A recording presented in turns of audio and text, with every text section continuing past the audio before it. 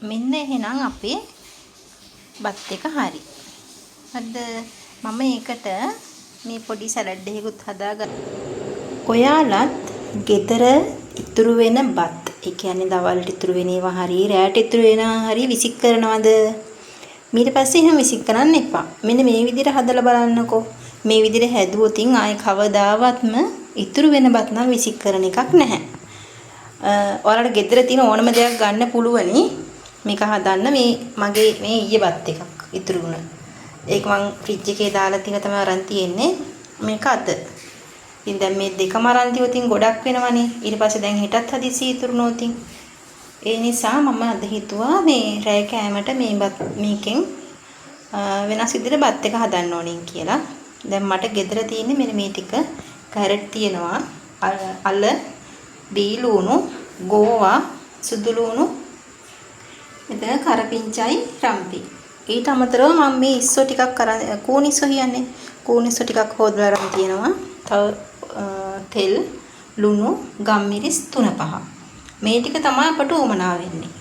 මේ ටිකෙන් රස බත් එකක් හදාගන්න පුළුවනි. හරිම රසයි.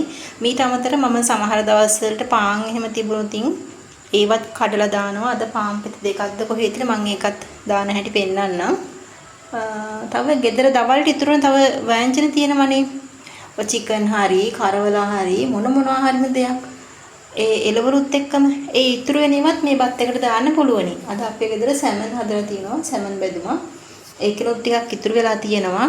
මම බලනවා මේක දාලා හදිස්සියෙන් මේකත් වැඩි වුණොතින් සැමන් බෙදුමක් දාන්න ඕනේ නැහැනේ. ඒක වෙනම ගන්නවා. තව බොන්චි අලයි කිරට දාලා හදලා තියෙන්නේ. ඒකත් මේකට දාන්න පුළුවනි. මේ නිකම්ම ඔයාලට කැමති විදිහකට ඉතුරු වෙන බත් වලින් මේ වගේ තෙම්පරාදුවක් දාලා ගත්තාම හරිම රසයි. පිරිමහගෙන හොඳට කන්න පුළුවනි. අපි එහෙනම් දැන් බලමු කොහොමද කියලා එක හදන්නේ. මේ දවල් ඉතුරුන බත් එක මම අර පිඟානට අයින් කළානේ තියෙන්නේ. දැන් මම මේ හට්ටිය ටිකක් රමී බත් තියපු හට්ටිය ඒක හේතුවේ නෑ හැමම ගන්නවා. ඒකම දැන් රත් වෙන්න තියෙන ටික. රත් වෙන්න තියලා මෙම ඔයිල් ටිකක් දාලා ඒ ඔයිල් ටික රත් වෙනකොට අර කපාගත්ත බීලුණු ටික තියෙන්නේ. බීලුණු ටිකයි සුදු ලුණුයි දා ගන්නවා. රම්පේ කරපිංච ටිකක් දානවා. දාලා ඉවර වෙලා ඊට පස්සේ අල, කැරට් ඒ ටිකක් දානවා. මම ඉන්න දාන හැටි පෙන්නන්නම් ඒ ටික. ඔන්න දැන් තෙල් ටික රත් වෙනකොට මම අර කපාගත්ත බීලුණු දානවා. මේකට මාළු මිරිස් එහෙම දාන්න තියෙනම් හොඳ රසකුයි සුවඳකුයි එනවා. අද අපේ ගෙදර මාළු මිරිස් නැහැ ඉවර වෙලා. ඉතින් මම මේ තීන දේවල් වලින් තමයි හදන්නේ. ඊට පස්සේ මේ රම්පේ කරපිංචා සුදු ලුණු ඒ ටිකක් දා ගන්නවා. දාලා ටිකක් ඒක හොඳට තෙම්පරාදු කරගන්නවා. ඒක තෙම්පරාදු කරගෙන ඊට පස්සේ මේ අල ටික දානවා. අල ටිකයි කැරටුයි. ඒ ටිකත් දාලා ඉවර වෙලා ඊට පස්සේ අන්තිමට තමයි ගෝවා දාන්නේ.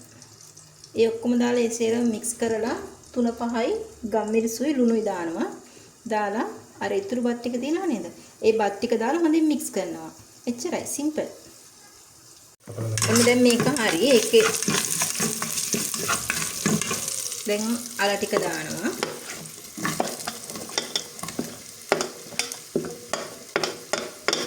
ඒකත් පොඩ්ඩක් අර මැල වෙනකොට ඊට පස්සේ කැරට් ටික දානවා.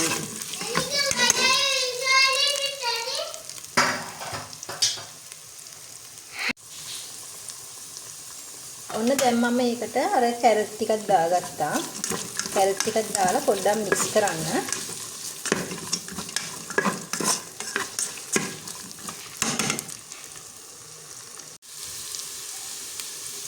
මම දැන් මේකට අර කූනිස්සෝ ටිකක් දාගත්තා.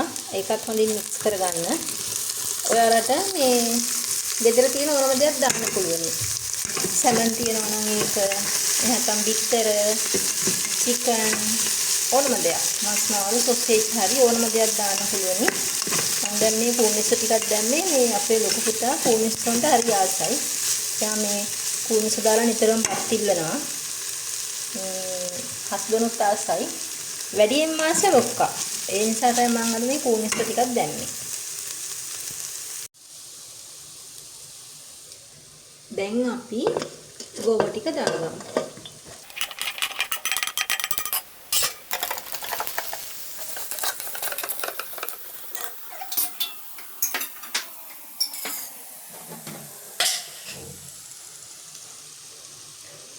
ලුණු කුඩු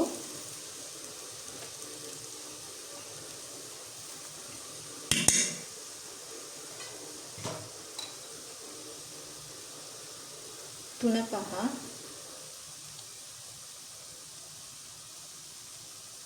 මේ බත් එකට කහ දාන්න එපා. කහ දානකට වැඩිය තුන පහ දැම්මම තමයි රස. ගම්මිරිස් කුඩු. ඔයාලට ඕන නම් කැලි මිරිසුත් දාගන්න පුළුවනි. ඊපස්සේ හොඳින් මික්ස් කරන්න.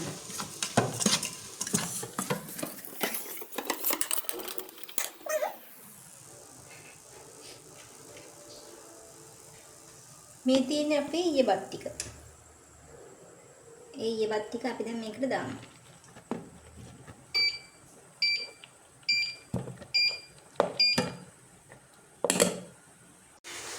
මේ දැන් මම කිව්වනේ අර දවල් ලියපු බොන්චි යලයි තියෙනවෙයි කියලා කිරට හදපු මේ ඉතුරු ටික දැන් බත අපි මික්ස් කරගෙන ඉවරයි. මික්ස් කරගෙන ඉවර නිසා මම ඒ ඉතුරු ඒ හොදි ටිකත් මේකට දැම්මා.